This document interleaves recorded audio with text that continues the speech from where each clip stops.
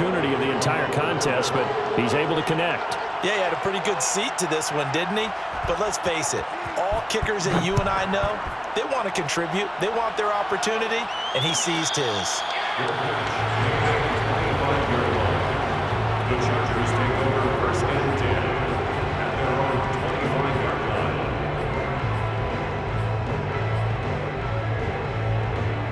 line. The Charger drive about to get going. So you're right there, but obviously the clock is not your friend. How do you handle this situation? You're thinking 2 plays. One, to get yourself in position for the second one. Oh, and a heck of an effort there as he'll make the diving catch.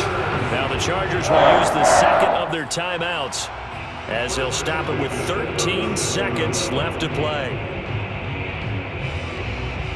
Line of scrimmage, the 37 on 1st and 10. Herbert going to throw. That is caught. It's Williams. And all the way down to the 22-yard line. And with 4 seconds remaining, they will call the timeout. So just enough of a cushion there to bring on the field goal unit and try to send this one to the extra session. So the field goal unit is on the field as this is a big spot right here. And now with 4 seconds left, we get a timeout call.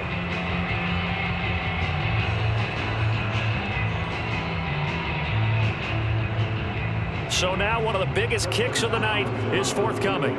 4 seconds to go. This would send us to overtime. And his kick is indeed good. And in the 4th quarter, this game is tied. It's a little teaching moment here. Overtime rules. Remind us how this goes, partner. Okay, so in the past, we had sudden death. First team to score wins, but no longer. Now, if the team receives the ball, scores a touchdown, they win the game. If they kick a field goal, though, or don't score, the other team gets a possession. And after both teams get a possession, then we're into sudden death. First team to score wins the game. And look at this. They're going to try an onside kick to begin overtime. And whistle blown. A timeout here is taken, and it's taken by the kicking team. They'll be left with just 1 remaining here at OT. So a tie ball game here as the kick's away. Here's Roberts to bring it out of the end zone. And not a good return here at all as they'll be forced to start at the 12-yard line.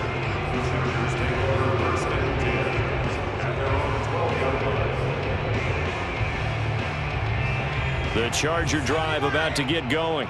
They control their own destiny here. They have the football in overtime. Obviously, a touchdown would win it. And I think teams around the league are... And he goes down. It's a sack. They get him back at his own 3-yard line. Micah Parsons able to get in there for his 2nd sack of the afternoon.